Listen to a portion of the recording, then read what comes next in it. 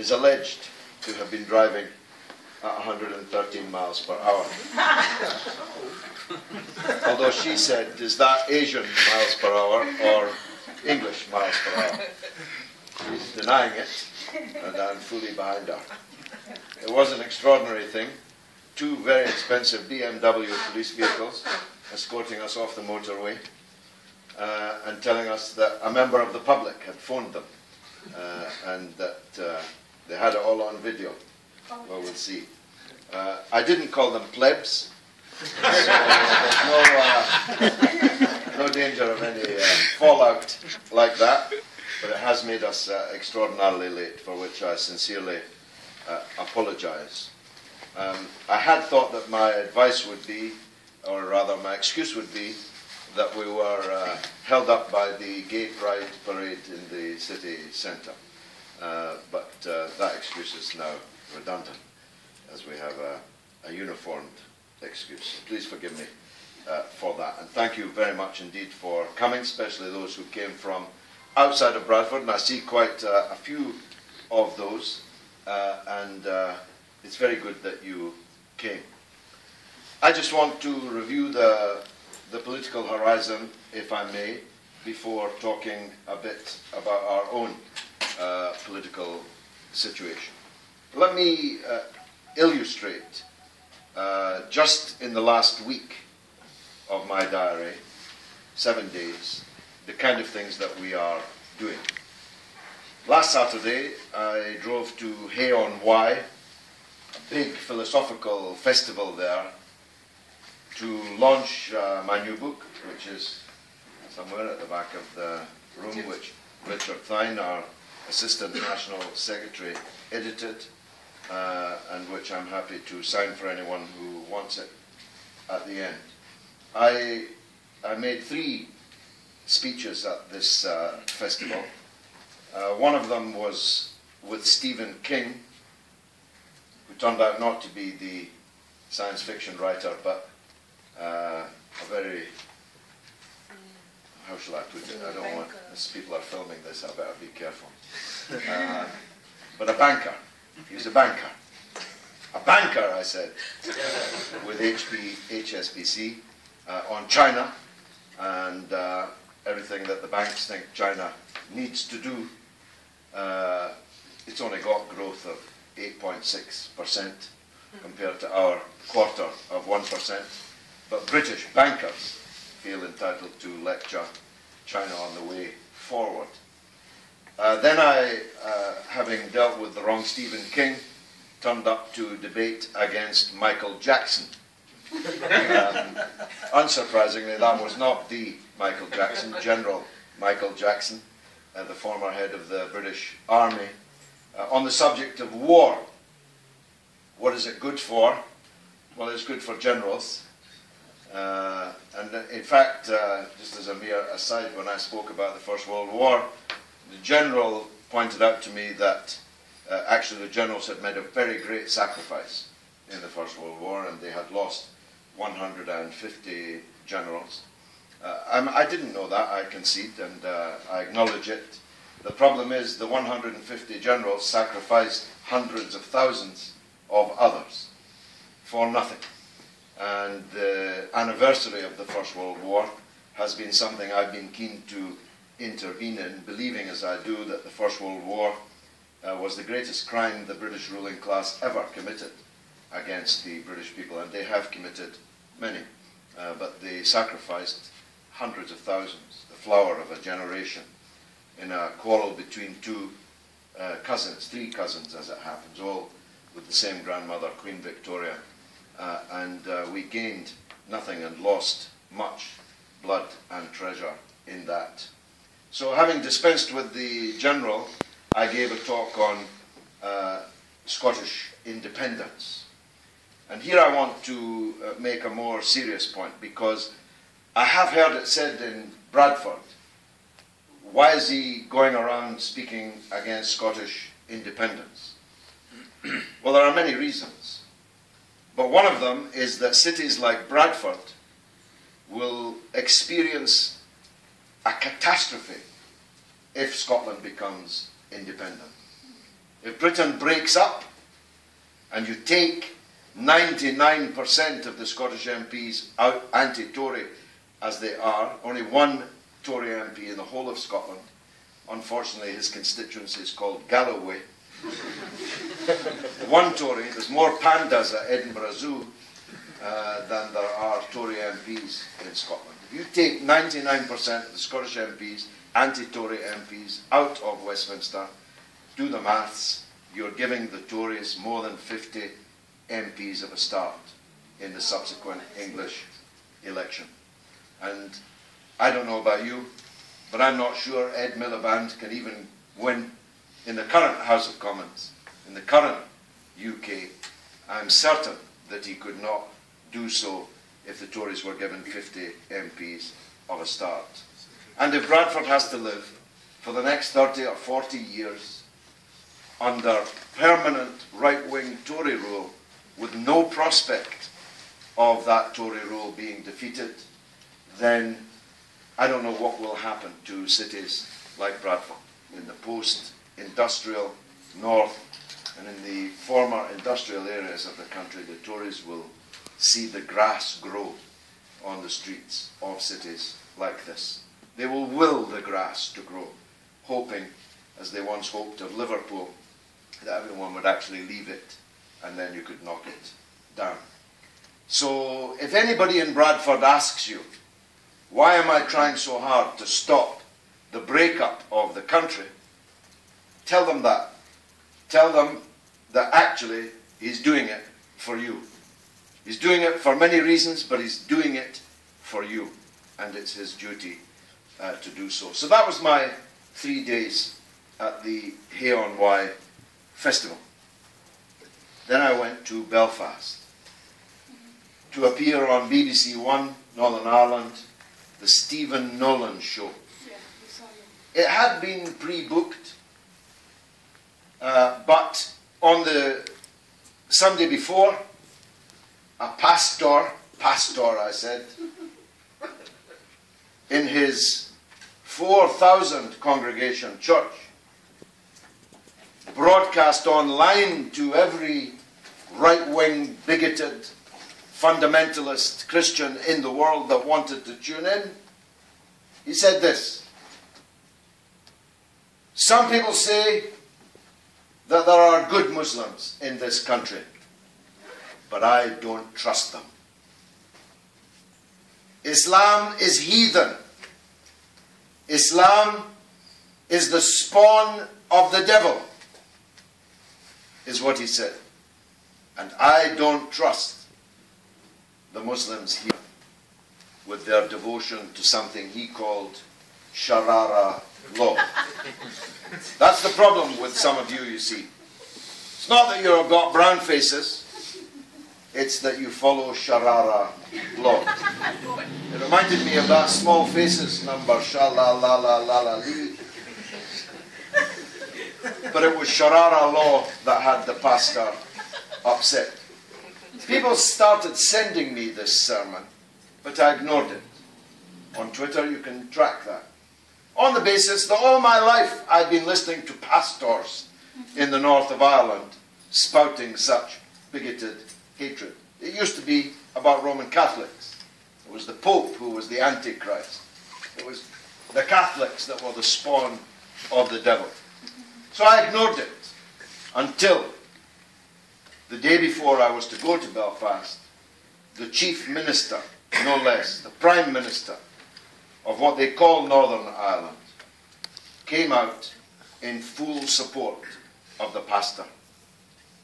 I don't trust Muslims either, said the prime minister of a place that has 4,000 Muslims, shopkeepers, doctors, public servants, surgeons. I don't trust Muslims either, he said. He could at least say Sharia law. But he was not unequivocal. He said, well, I would trust a Muslim to go to the shops for me. I would trust a Muslim to give me the right change. But I don't trust this Sharia law that the Muslims adhere to. this became a matter worthy of attention. Because, of course, Peter Robinson, the man in question, believes that Northern Ireland is and should remain forever a part of Britain, or rather the United Kingdom of Great Britain and Northern Ireland. I don't myself.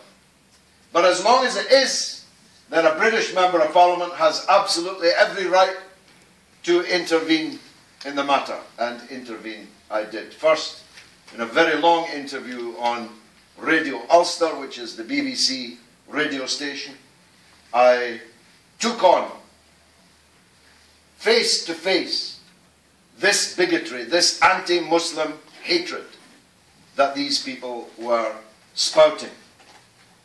Now, some people in Bradford might say, what's he doing on BBC Radio Ulster? If you hear that, tell them I was defending the Muslims against hatred.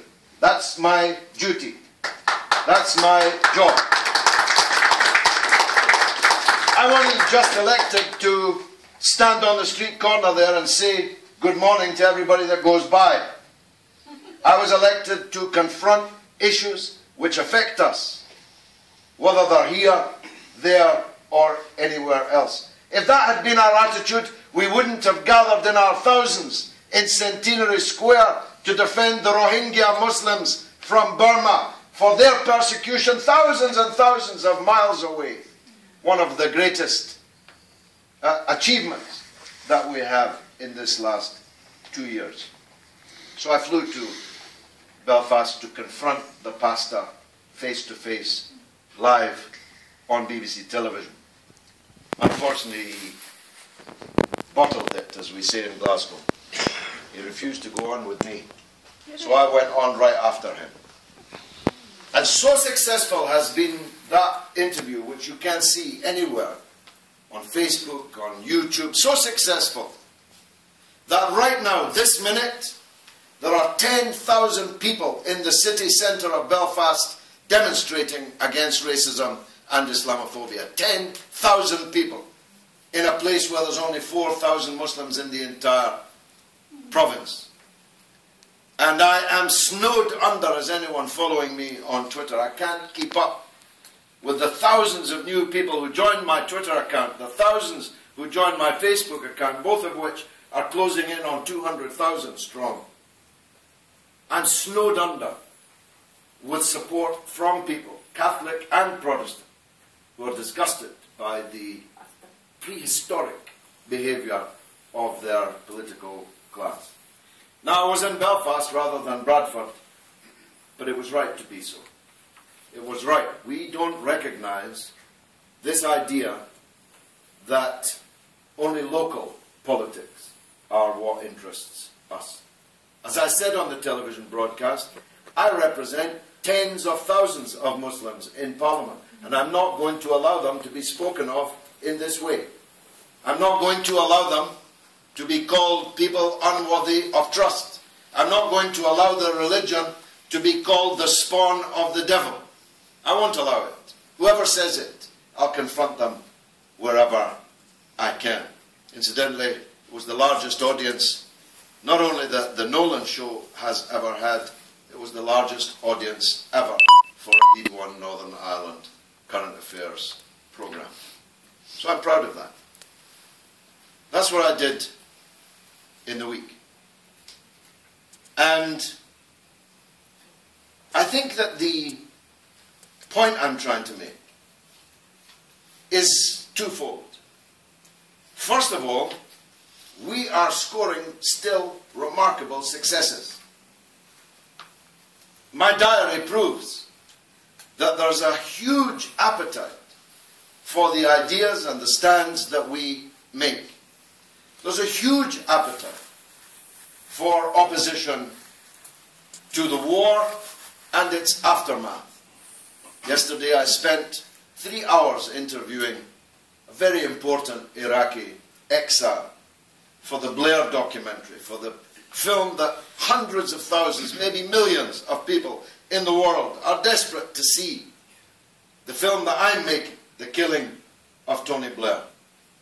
And when the Chilcot, shabby, shady, cowardly deal was made this week, it was me that was in the front of the condemnation of the idea that we can set up a public inquiry costing tens of millions of pounds, taking 7 years to come to its conclusion, and that we're then told that we're actually not going to see the documents which we vitally need to see. We're only going to see the gist of them. Well, I say, and have been saying all week, stick your gist. We don't want your gist. We already know the gist.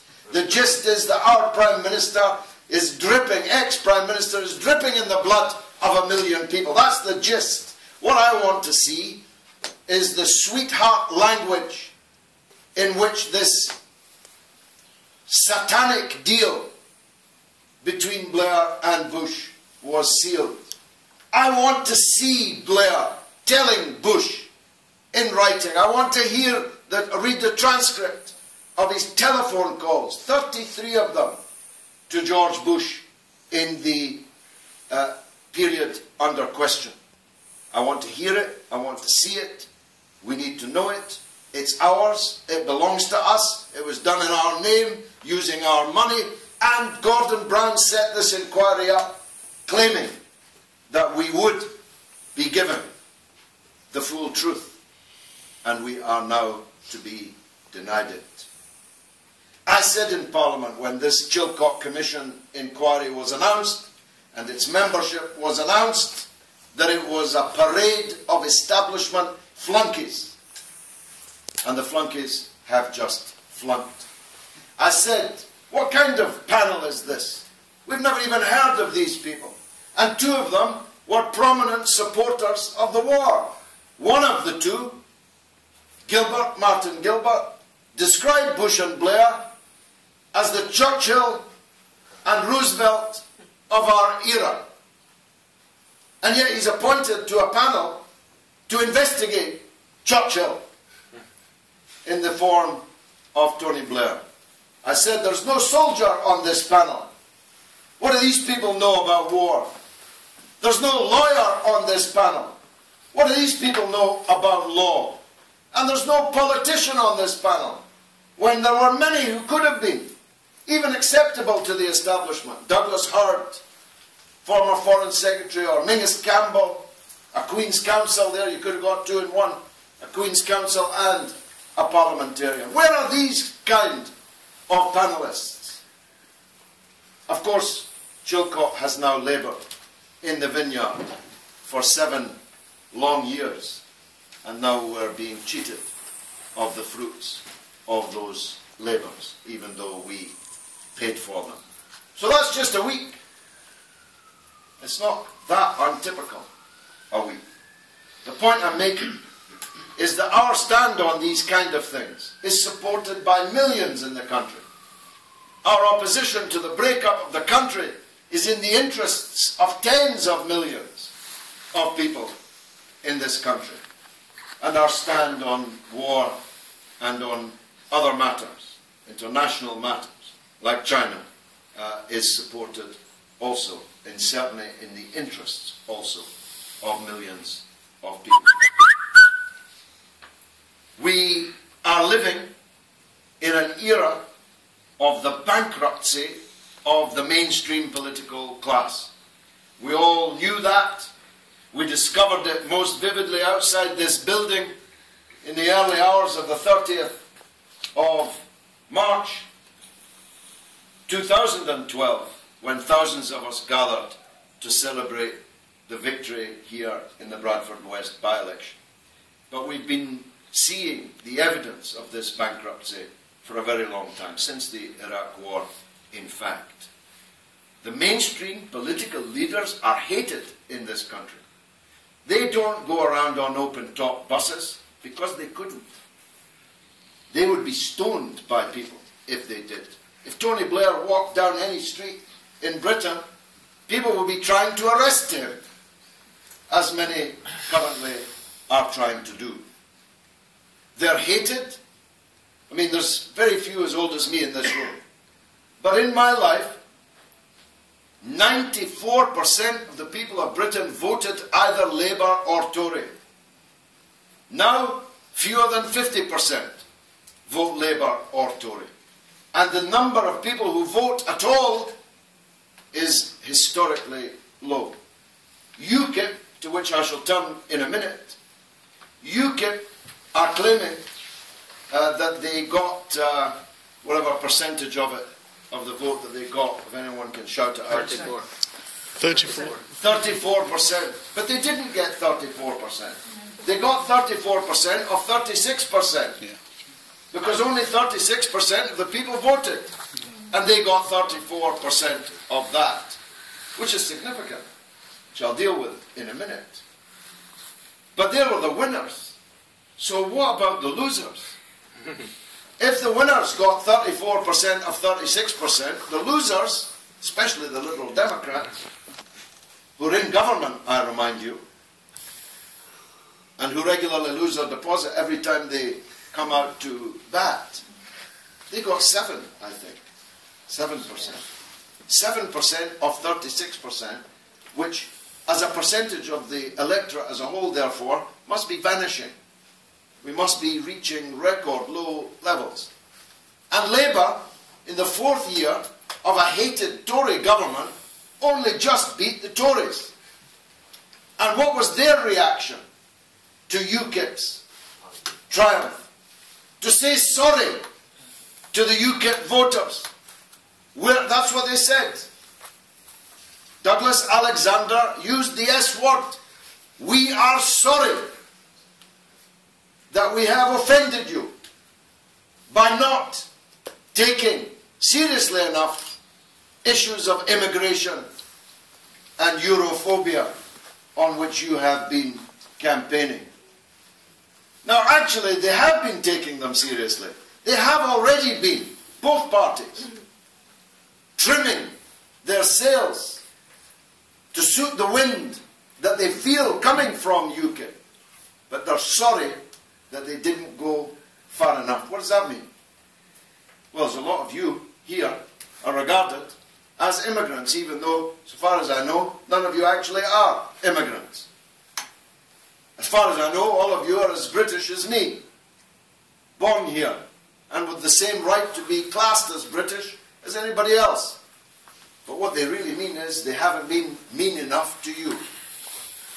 They haven't sounded aggressive enough to you. They haven't sounded enough like that pastor or Jack Robinson or whatever his name is in Northern Ireland. UKIP profited with 5 million votes, in part because of the hatred of the political class. It wasn't just Europe. In fact, if you analyse it, it wasn't really about Europe at all. It was about immigration, not Europe. But they were able to pose, Farage is able to pose, as the straight-talking, sincere, pint-drinking, fag-smoking man next door, because the political class is felt in the country to be almost entirely staffed by identical robots, speak-your-weight machines, who look the same, sound the same, believe the same. And that's our point, isn't it? We say this is a dictatorship of the prevailing orthodoxy. People who believe that war, privatization, austerity are the only choices available to us. A little bit more war, a little bit less, a little slower austerity, a little faster, and so on. But the identical nature, what I once called the cast iron consensus between the front benches in Parliament, is mirrored in their personal characters of their leaders. Although Miliband's a bit weirder than the other two, they're all identical in central, in their core. And Farage did well because he burst through that. Well, I don't think anybody accuses us of being robots, speak-your-weight machines. or looking and sounding like these other people. So people often ask me, how come Farage is doing better than you? To which my answer is, it's easy to sell right-wing, xenophobic, anti-immigrant arguments to the simple-minded. It's much harder to sell progressive, left-wing, alternative policies to people that have got the brains and the consciousness to grasp them. It's not because Farage is a better talker than me. I don't think that he is. I don't think his suits are better than mine. I don't think they are. It might be because I don't go to pubs and don't smoke fags, but I don't think that's it. It's because our message is inherently, intrinsically harder to sell to the majority in this country than his. But we've got to keep on trying. Otherwise, we just vacate, abdicate, and let this steamroller roll all over us. I'm not surprised. I'm not as popular in Billericay as Nigel Farage is. But I am surprised that we are not more popular in certain other places than we should be, or than we are. I'm surprised at that. And we have to address that here and privately and in our minds as we turn over the reflections that we must all be undergoing in the wake of last week's local election results, which were very poor. Dave Edler, who's with us here, Dawood Islam, our brother, who stood in Rochdale. I mean, you could hardly imagine a better MP than him. Thank you. But he never made it to a council seat. In fact, he got a very poor vote. Naveed Hussain was the organizer of my election victory here. He's an impeccable character who would be a credit in any public authority in the land. Pious, respectable, decent, honest, hard-working, connected. And he was standing against a nightclub owner in Manningham.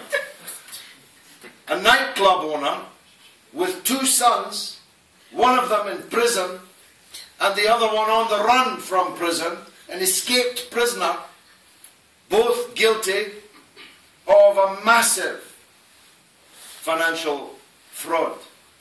And the nightclub owner won. And won by a long way. Kieran, young Kieran at the back, and her sister, Sarah, who stood in Rotherham, could not have worked harder, could not have been more of a contrast to the lowlifes. Get that on film. The lowlifes of the Rotherham Labour Party, who supported a thief as their MP, who's now in prison as a thief until the last second that he was forced to resign. Councillors, Labour councillors now, I'm glad to say ex-councillors, who were convicted of criminal offences whilst sitting on police boards of control. These two young women fought a campaign like no other, but they didn't win. I see Shamsha and others from the Bradford election who fought night and day against inferior opposition and didn't win. And we can't ignore these truths. We'll all have a theory as to how it happened, but we can't certainly ignore them. So what I'm saying is that we're doing a lot. We've done a lot. I don't need to waste time comparing our